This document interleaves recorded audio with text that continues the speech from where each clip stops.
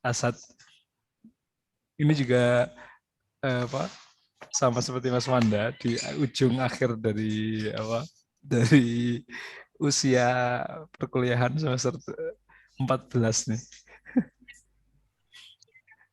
Eh, Hafid Rifai Al-Asad Al-As'ad.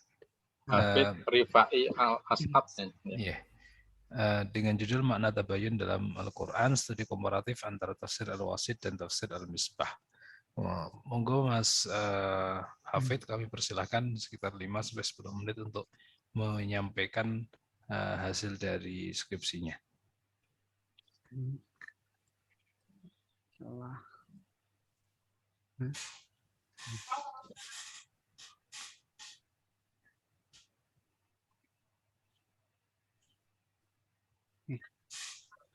Iya.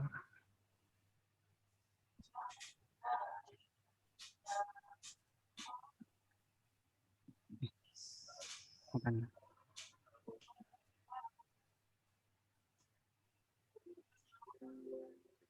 Alif Anda.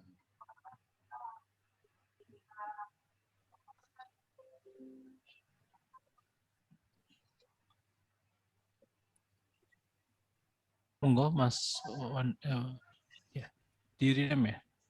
Nah, Ustaz. Bismillahirrahmanirrahim. Assalamualaikum warahmatullahi wabarakatuh. Waalaikumsalam. Alhamdulillahilladzi binikmati tatimu salihah. Assalatu wassalamu ala nabiyina Muhammad sallallahu alaihi wasallam. Allahumma la sahla illa ma ja'altahu sahla wa anta taj'alul hasna idza syi'ta sahla. Sahilana umurana. Alhamdulillah rabbil alamin.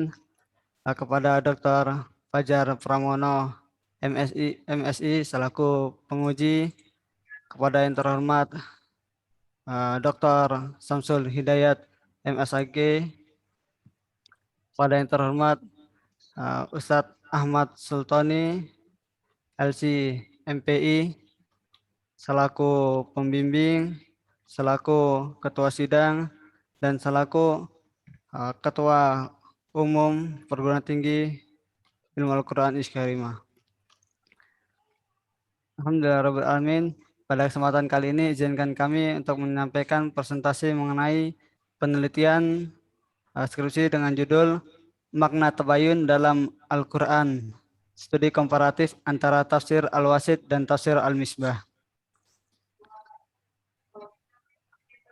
Latar belakang pemilihan tema, alasan pemilihan tema, yaitu beredarnya informasi tudingan donasi dari Indonesia dialirkan untuk teroris di Suriah.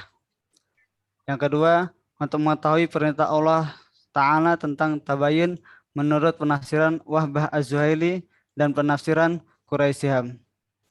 Alasan pemilihan tafsir, keduanya merupakan mufassir kontemporer.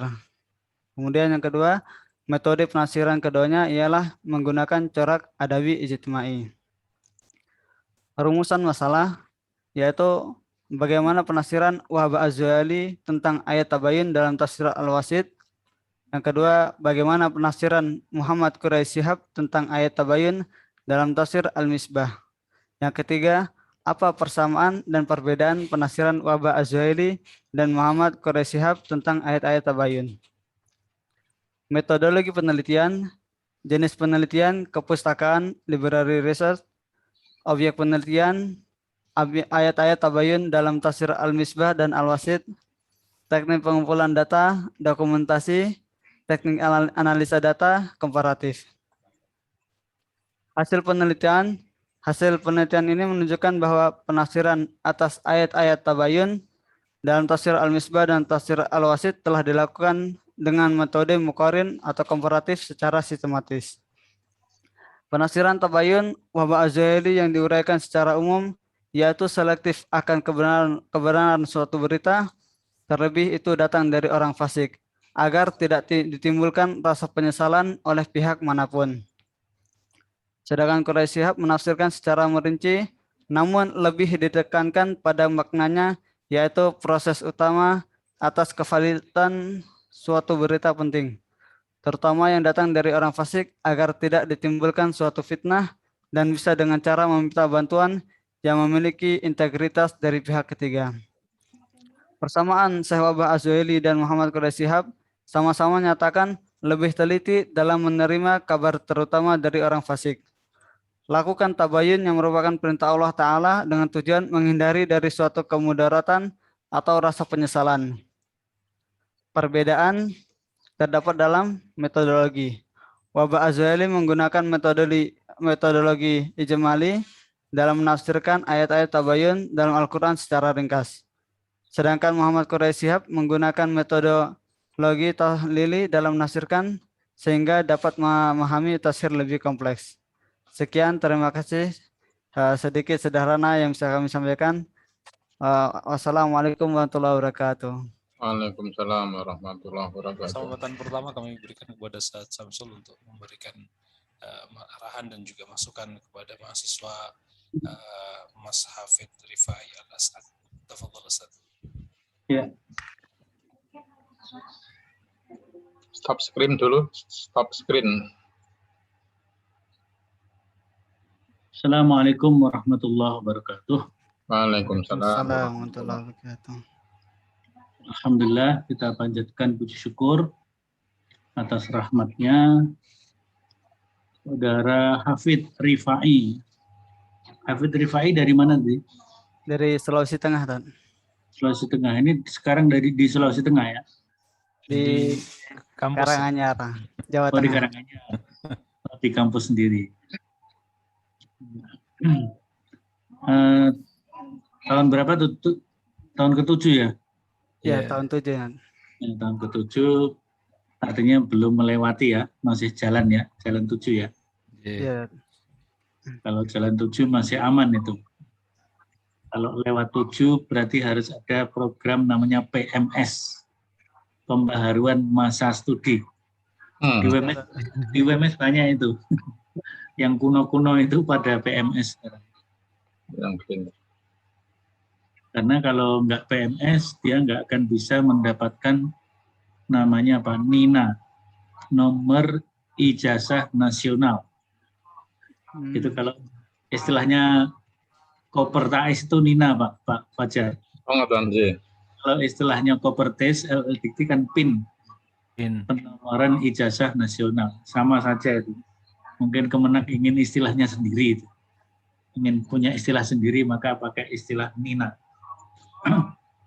Ini belum di stop screen-nya ya. Oh iya, diberhentikan screen-nya Mas. Mas Hafid. Ya. Ada. Baik. Yang ingin saya pertanyakan dulu antara tafsir Al-Wasit dengan tafsir Al-Misbah ya? Iya. Al-Misbah atau Al-Misbah. Al-Misbah. Itu kan ijmali dengan tahlili. Imbang nggak itu membandingkan antara tahlili dan ijmali? Itu kami lihat Al-Wasit karena pertengahan, Tan. Dari tafsirnya Wahbah Az-Zuhaili. Ya, artinya kan apa namanya? Kalau kita membandingkan dua hal, mestinya perbandingan yang setara. Kalau ijmali ya ijmali semua. Bagusnya kalau tafsirnya Wahbah Zuhaili itu Al-Wasit, maka tafsirnya Pak Quraisynya tidak pakai Al-Misbah, tapi pakai Al-Lubab yang hanya 3 jilid itu. Nah, kalau itu kira-kira imbang gitu ya. Jadi cara apa namanya muatan penafsirannya, muatan kata-katanya, muatan mungkin merujuk, membandingkan, mengkorelasikan dengan informasi-informasi lain, maka akan imbang karena sama-sama ijmali. Jadi tafsir Al-Wasit ijmali, tafsir Al-Lubabnya Pak Quraish Shihab juga ijmali. Itu akan imbang. Tapi kalau antara ijmali dengan tahlili itu tidak imbang. Ini harusnya diatur juga ya oleh prodi kalau melakukan studi perbandingan, studi komparatif supaya ada keseimbangan antara dua hal yang dibandingkan itu.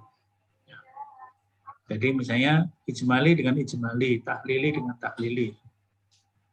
Kemudian maudhu'i dengan maudhu'i. Misalnya maudhu'inya Kementerian Agama dengan maudhu'inya siapa gitu ya.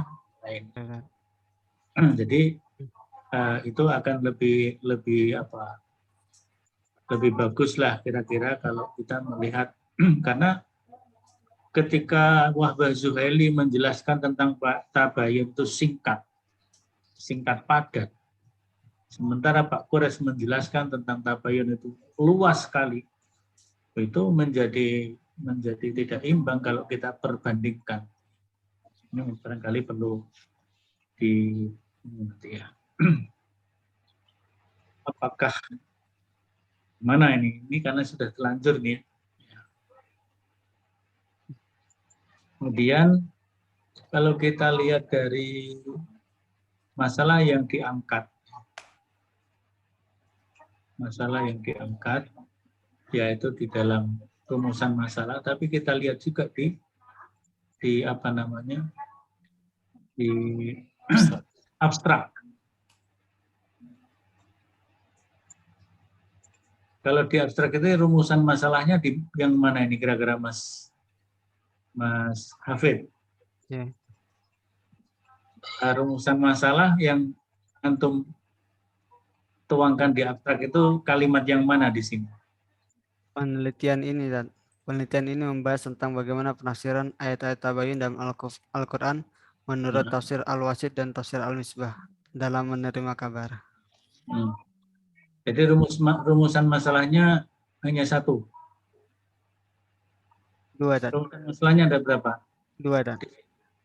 Dengan persamaan dan perbedaan dan analisa. Persamaan dan perbedaan. Bagaimana penafsiran Al-Wasit dan ini bagaimana persamaan dan perbedaan. Ini sebenarnya itu masih satu ya. Masih satu. Karena ketika membahas Al-Wasit dan membahas Al-Misbah, otomatis di dalamnya terkandung pembahasan tentang persamaan dan perbedaan. Jadi, oke lah. Jadi ini nanti perlu. Jadi kalau namanya perbandingan itu memang mesti bicara tentang persamaan perbedaan. Itu sudah pasti. Cuman nanti yang diangkat betul sebagai sebuah masalah itu apakah hanya persoalan persamaan dan perbedaan? Kan tentunya tidak. Karena perbandingan itu otomatis bicara persamaan dan perbedaan itu sudah pasti. Tapi mungkin apa yang digali lebih lanjut dari itu. Oke, di sini artinya kalau dari segi formal bentuk abstraknya sudah oke. Cuma nanti ketika mengungkap masalah yang diangkat, melihat persamaan dan perbedaan, apalagi dua hal yang tidak imbang antara tahlili dan ijmali, nanti akan menjadi masalah. Nah, di sini metode yang dipakai, metode kualitatif, library research, kemudian data primer, penulisan sekuritas juga menggunakan studi komparatif membandingkan. Oke. Di sini ada istilah penelitian kualitatif, library research. Kalau library research itu mungkin nggak menggunakan kuantitatif. Ya, atau kualitatif. Mungkin nggak library research itu dengan kuantitatif. Kan library research otomatis kualitatif. Yeah. Kalau kuantitatif itu lapangan. Kalau kalau library research saya kira jarang itu yang kuantitatifnya, atau mungkin nggak ada. Nggak ada Jadi hubungannya. jadi kalau kuantitatif itu pasti lapangan. Tapi kalau kualitatif bisa lapangan, bisa library. Nah, di sini kan karena library research itu otomatis kualitatif. Nggak usah disebut benar kualitatif, udah otomatis kualitatif di sini. Siap. Jadi ini juga istilah-istilah yang seperti ini perlu dibenahi juga. Ini setelah metode, alinea yang terakhir tentang apa ini? Di abstrak. Hasil ya. Hasil. Nah, jadi di sini sudah ya relatif runut lah abstraknya ya. Cuman tadi teknis-teknisnya ya. Karena perbandingan dua hal yang agak berbeda tadi. Nah, ketika membahas tabayun dalam Al-Quran, ini yang dikaji berapa ayat? 12 ayat. 12 ayat. Ayat utamanya ayat yang menggunakan kata tabayun, fatabayyanu. Itu ada berapa yang menggunakan kata-kata itu? Menggunakan kata fatabayyanu ada 2 ayat. Surat apa? Al-Hujurat sama apa? Surat Al-Hujurat ayat 6 dan surat An-Nisa ayat 94. Nah, coba yang An-Nisa 94 itu konteksnya apa? Konteksnya Nas ayatnya bagaimana, itu terkait dengan apa?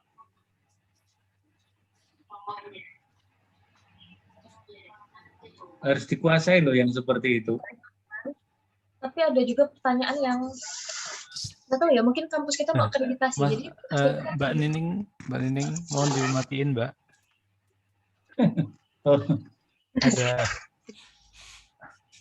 ada peserta mana Mas? setelahnya, Mas. Sebentar. Mas Hafid. ya. ini yang Hafid. Oh iya.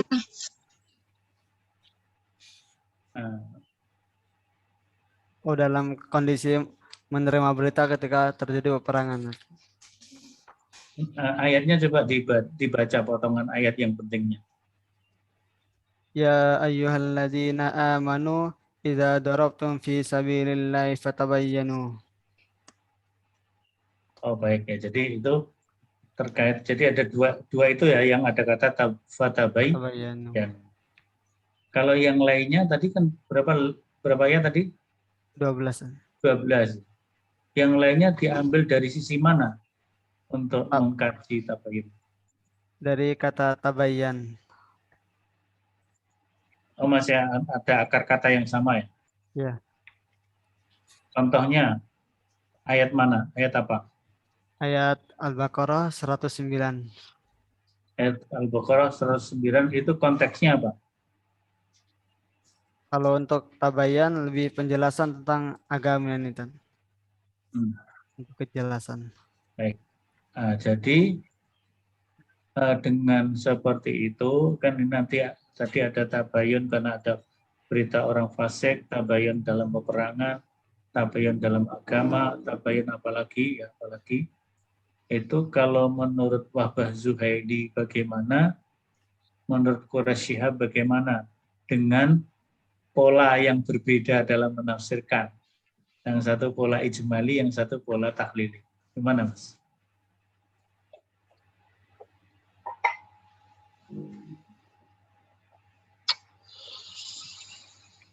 Agak cepat jawabnya, responnya, biar nggak menghabiskan waktu. Bagaimana, Ustaz? Ya. Tadi kan ada berbagai macam tabayun. Berbagai macam tabayun bidang ini, misalnya berita orang fasik, tabayun dalam peperangan, tabayun terkait dengan agama. Gitu.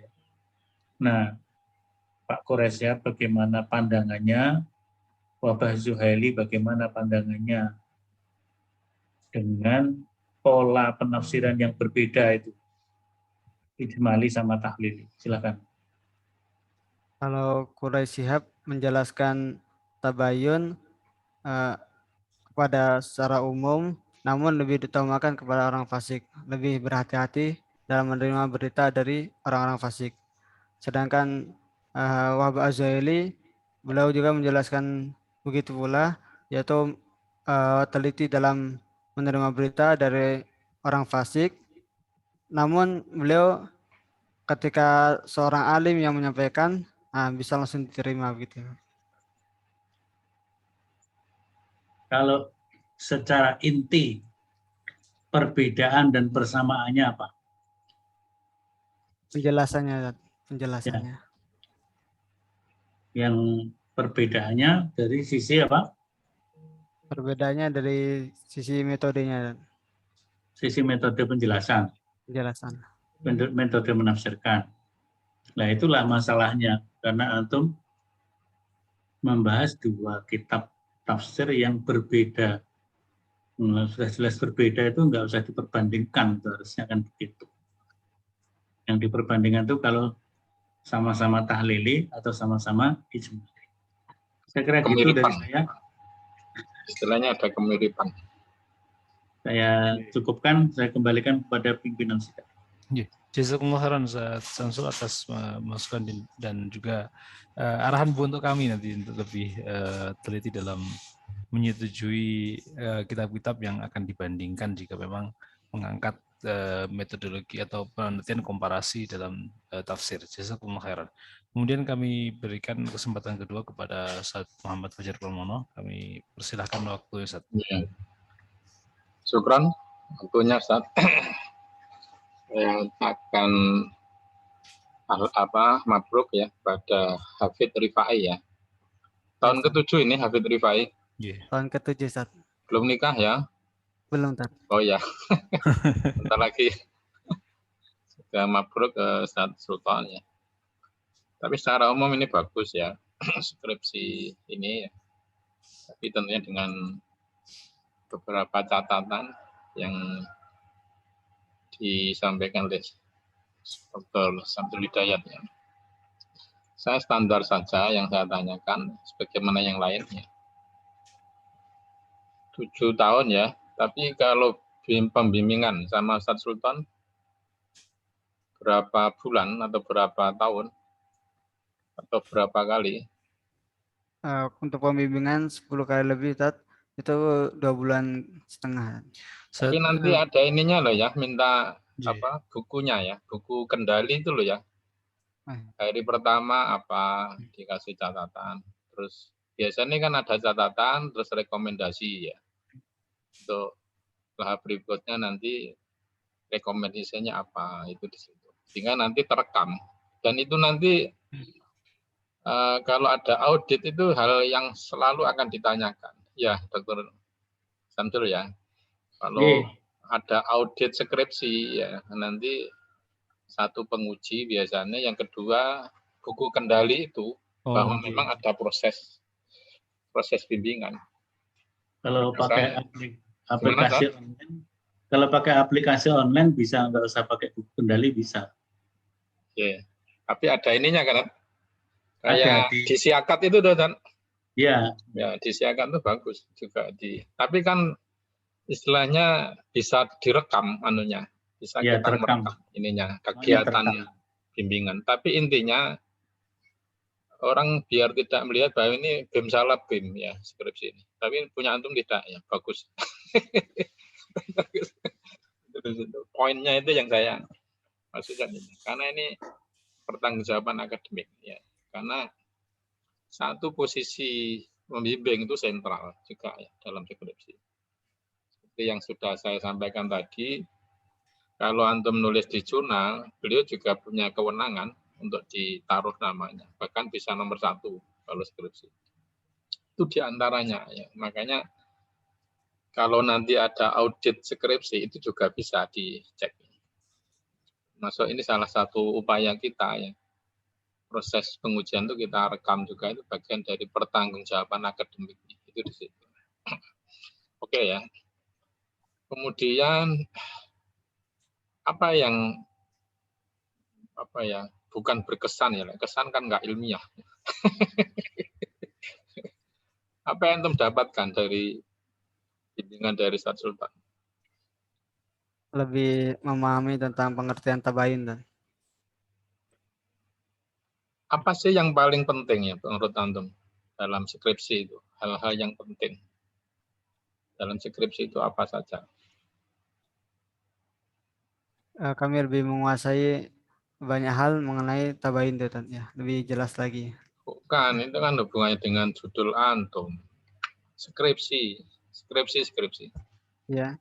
Ada dua hal ya, yang substansi, ada teknik kepenulisan. Itu selalu ada, itu kalau dalam panduan ya.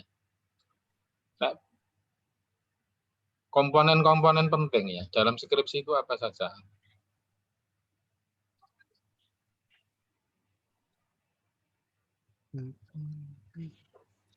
Ini belum pernah ditanyakan ke yang lain, berarti antum istimewa ini saya tanya.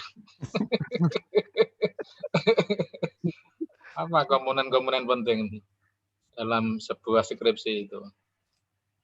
Nanti katanya dengan pertanyaan sebelumnya itu. Judul, abstrak, kan gitu kan? Judul, abstrak, penelitian terdahulu, tujuan penelitian, manfaat penelitian ya. Yang sering masih kacau itu manfaat penelitian, untuk membedakan manfaat akademik sama praktis itu sering bias ya. Nah, akademik itu jelas ya, pengembangan akademik itu lebih kepada implikasi teorinya. Misalnya dalam hal ini apa ya? Kalau praktis itu lebih kepada kemaslahatan umat ya, bisa sebagai dasar pengambil kebijakan, bisa lebih bersifat praktis ya. Ke pemerintah untuk gitu dan institusi SK5 sebagai bahan evaluasi, misalnya itu di situ. Itu bisa ya. Tapi kalau untuk pengembangan ilmuwan, khasanah itu kan manfaat akademik. Oke, terus komponen yang lain yang penting apa? kajian pustaka. Penelitian tinjauan pustaka atau kajian pustaka? Kajian pustaka, tinjauan pustaka. Sama saja ya. Ya. Berapa tadi? Berapa skripsi atau berapa apa? 3 skripsi. Punyanya siapa aja? Apa kaitannya, apa kontribusinya, dan bagaimana posisi skripsi antum dengan skripsi sebelumnya? Kontribusinya problematika pemberitaan pada masa modern ini, San. Dalam menerima pemberitaan di masa modern ini. Disebut skripsinya siapa itu? Yaitu skripsi yang berjudul Tabayun dalam Al-Quran menurut mufasir kontekstualisasi pada problematika pemberitaan media sosial. Oke, positioning ya. Positioning skripsi antum itu apa? Dari skripsi yang sebelumnya. Nasihat tentang tafsir al-wasit, kawasan yang wilayah. membedakan skripsi antum dengan skripsi sebelumnya?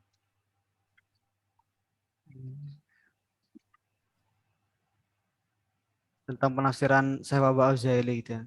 Bagaimana tentang kondisi di Suriah. Ya, bisa yang namanya positioning itu bisa tindak lanjut ya dari skripsi yang ada. Dan yang kedua bentuk koreksi. Tapi tolong tadi yang disampaikan oleh Ustaz Samsul Hidayat itu adalah apa? Jangan gunakan istilah tidak ada penelitian sebelumnya.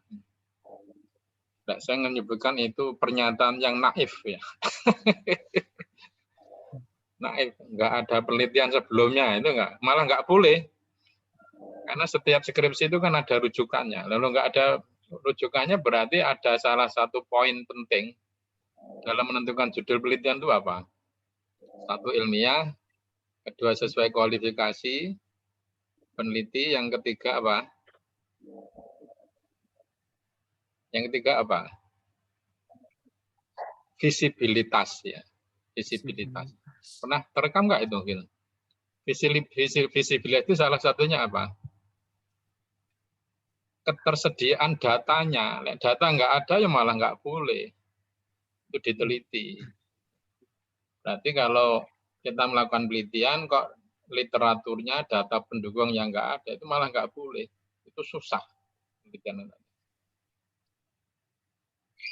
Oke ya, kesimpulannya tadi apa sama rekomendasinya?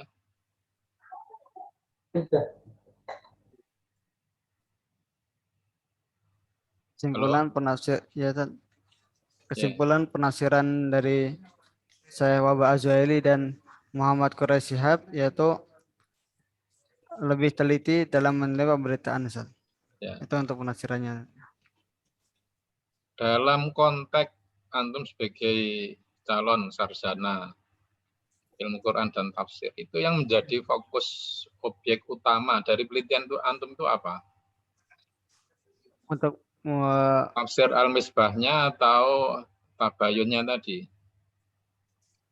Kedua-duanya. Bukan, ya enggak no. Kan nanti ada variabel primer ada primer sekunder, ada rujukan utama, ada rujukan tambahan. Seharusnya di kitab tafsirnya tadi. Jangan sisi tabayunnya. Tabayun itu hanya untuk pemicu saja. Bagaimana kita memahami, mengkaji tentang kitab tafsir tadi. Itu aja Ustaz Sultan dari yang kami. Semoga manfaat. Sekali lagi mabruk ya. Amin. Assalamualaikum warahmatullahi wabarakatuh. Waalaikumsalam. Alhamdulillah Mas Hafid ini sempat cuti sekitar 2 tahun karena sempat kecelakaan dan parah. Oh, alah, ya. Pak, hampir Pak, bisa dikatakan sempat lumpuh Ustaz. Sempat lumpuh, sampai orang tua dari Sulawesi juga datang ke sini, Bapak Ibu ngerawat di Pakel sekian lama.